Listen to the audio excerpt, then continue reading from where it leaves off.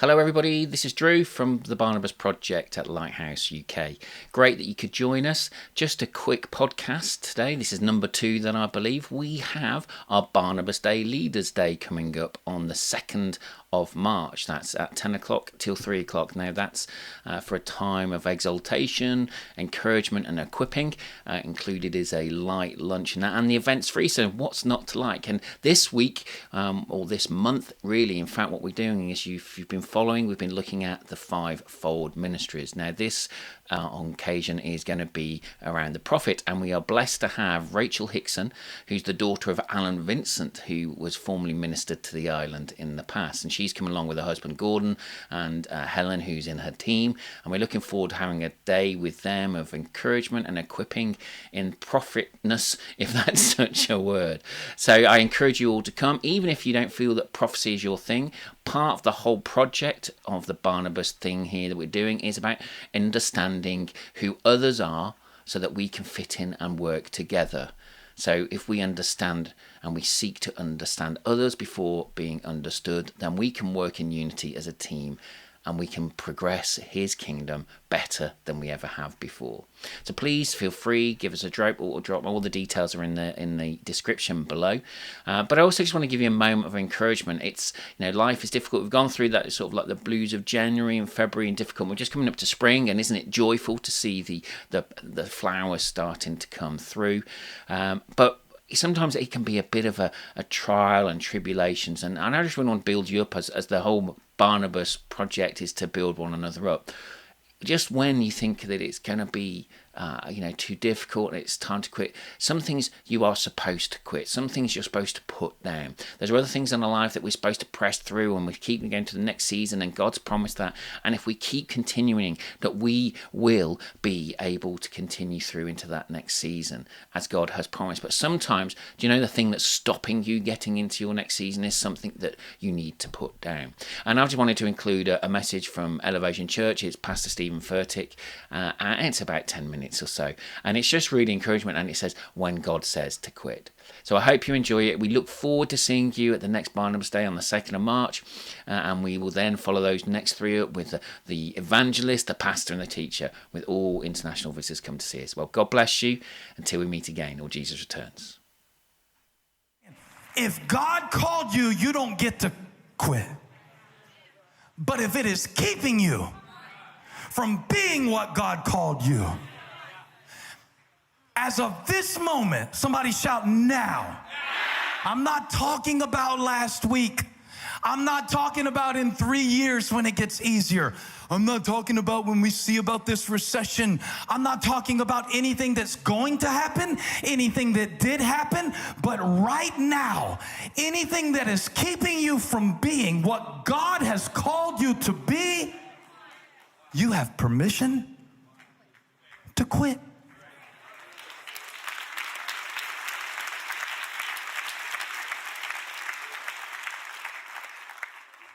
Like the neighbor who told y'all can't fish in this pond. Don't you see the thing? No fishing allowed. But then the other neighbor, he also is on the pond. He said, tell those boys they can fish anytime in my pond. It's my pond too. They can fish there. So you can fish there. Because somebody gave you permission who owned property. Now, if the first man said, you can't fish here, he was right, because it's not your property. But when somebody who does own property adjacent to the pond gives you permission, this is why all of our attempts to change in our human strength are short-lived, because we keep trying to do it in a place where we don't own property. See, until I come to Christ and really receive his power in my life and his spirit in my mortal body, I can't do it because I don't own that spot. So I keep trying to step up to it and I fall short from it, and then I'm stuck in it. But God says, wait a minute, I have a piece of property. You ready for this? When I went up a hill called Calvary, and when I established the real estate of salvation in your heart, when I said, this is my throne inside of you, you need to understand that not only did I come to give you my presence, I came to give you permission. And what you couldn't do in the law, what you couldn't do in yourself, what you couldn't do in your past, what you couldn't do under the guardian and the tutelage of the law of Moses, God said, I'll do it for you. You can lift your hands in here because I give you permission to praise me. I give you permission to come boldly before the throne. You feel that? God says, you can fish here. You can worship here. You can try again here. You can forgive here. You can move forward with your life here. Because I own this spot. You have permission to quit. And yet, the sad reality of the message that I'm preaching today is that most of us are more loyal to our old self than we are excited about our true self. We really are. We still want to play Nintendo, Sega Genesis, and the Lord's got an Xbox 12, and I'm like, I don't know how to work the controls, man. I'm gonna play this Nintendo. Now, the question I really came up here to ask you, I want you to talk about it to somebody today before the day is over. Are you more committed to your limits than you are to your potential? Are you more loyal or committed to your limits than you are to your potential?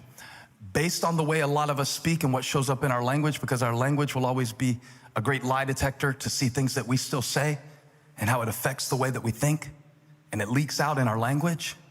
So the moment that we begin to basically defend the way we've always been, not acknowledge it, I think that's awesome. Hey, here's where I am. Here's what it is. Here's what I did. Here's what I learned. And there's a lot of healing in that, because as I mentioned, when the bone is broken, if it grows back calloused, then that's going to be worse in the end. So I am not talking about the fact that you don't acknowledge it. But a lot of us go far beyond acknowledging. We actually become advocates of our own weaknesses.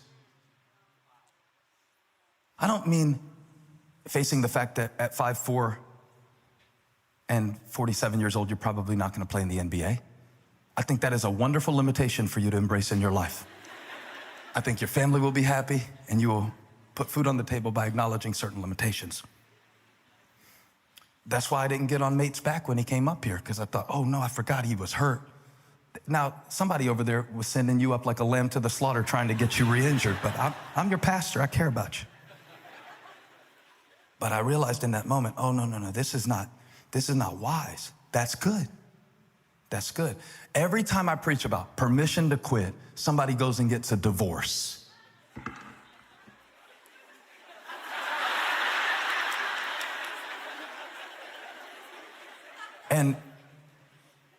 And I'm telling you, if God told you to march around the walls and not say a word, you got to walk around the walls again. If God told you to go check again and there's a cloud up there and you can't see it, you got to keep looking for it. That is not the advocation of a lack of persistence. But what I think happens to us is when it sounds real good, get rid of the old self, is much harder than it sounds, because the old self really helped me through a lot. My anger has been a good friend to me in certain situations. So to abandon my anger and to choose in moments to be a peacemaker is so hard to say goodbye to yesterday. Let me see if I get a copyright strike. And I'll take me. I know all the parts of that song. I know the feeling, I know the sentiment. I got stuff in my closet that I sing that to. Is so hard. 3 holes in the sweatshirt to say goodbye. So comfortable. And I don't know why we shout all so much as we do over say goodbye to the old self. You know how painful that is? To make a break with a way of life. In many ways, it feels like a betrayal of yourself to change. And now you're surrounded by a bunch of dummies and blowhards that say, do you? Your husband doesn't have to know. Do you? Do you? Do you have any idea who you could become if you would make the decision in this moment to receive the permission of the Holy Ghost that lives inside of you, that was sent to help you and enable you to get up from what you've been staring at? And I read a quote that gripped me. The lady's name was Phipps. I don't know anything about this lady, but she said something so powerful. She said, if you argue for your limitations, you get to keep them.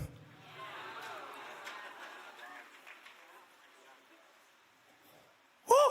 I'm gonna send Phipps an offering once I find out who she is. She's right. If you argue with your limitations, I just have a temper, then you get to continue to burn through perfectly good relationships and keep the people in your life from loving you like they could because you have a temper. Oh, man, I mean, I just can't. The money's tight. I can't be generous. Well, the world of the generous gets larger and larger. The world of the stingy gets smaller and smaller. So you are shrinking yourself with every limitation you defend. Should I do a few more examples? All right, let me see what I can think of. I didn't plan this part out.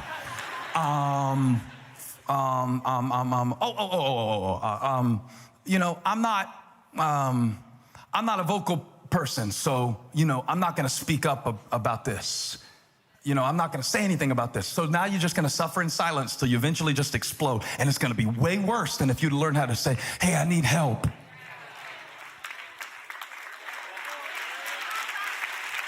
I love it when we get creative about defending our deficiencies. If you would reinvest the creativity that you put into defending what you can't do, and if you would reinvest that, you could be the next Walt Disney. As creative as you are, you invent limitations that aren't even there. Limitations that might be. Limitations that could possibly, who might not possibly like you. Well, I would go, but you know, there's probably going to be already somebody there. It hasn't even happened yet. We used to tell my oldest son Elijah all the time something that everybody told me. They'd go, you ought to be a lawyer one day as much as you love to argue. And I have a lot of friends in the church now that are lawyers, and they don't stand in court and argue all day long. So I now know there was a flawed philosophy that if you like to argue, you should be a lawyer. But you know what? When it comes to the limitations in your life, some of you ought to be a lawyer. Because not only will you argue with people when they try to tell you you can do better, not only will you argue with the evidence in your life that you can overcome and keep on going back, you will argue with Almighty God about who you are. He will send signs and signals to you that there is more in you, and he will show you things that you can do, and you get up in the face of God talking about, well, I can't. And I didn't. And they didn't. And you are a defense attorney for your limitations. And if you argue for those limitations, you get to live in them. See y'all next week. Or, I'm almost done. Y'all help me get this thing home. Y'all help me get this thing home. Or, I'm gonna finish the quote. I don't know what Phipps said next, but I know what I want to say next from the Bible. You ready? First part was Phipps. Next part is verdict. Part one, if you argue for your limitations, you get to keep them. But if you agree with God about your potential, you get to outgrow them.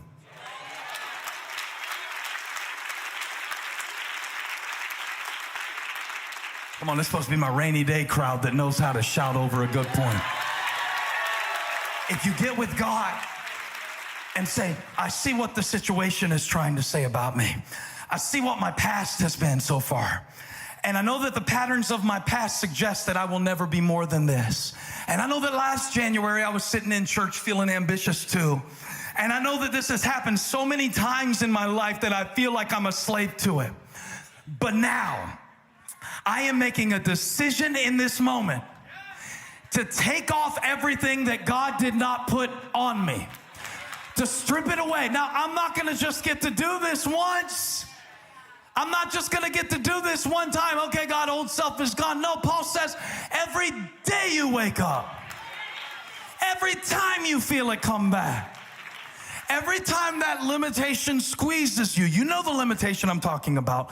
You know the thing you think, I can't help it. I just always do it. I'm always going to do it. I can't be that kind of person. When that comes, instead of arguing with God who says, I've given you my grace, my power, it's more than enough. Try just agreeing with him. All right. Maybe you think I do have what it takes, and that's why you put me in this situation. Or be like the spies in the book of Numbers. We can't go in. We're too small. We're like grasshoppers. They're bigger than us. And guess what they got? They had a grasshopper self-image, and they lived in a grasshopper situation for 40 years. Because if you argue with your limitations, you challenge them, you get to see what God can do. But if you argue for your limitations, do you do this? Do you ever do this? Do you defend what you cannot become before a God who has said you already are that?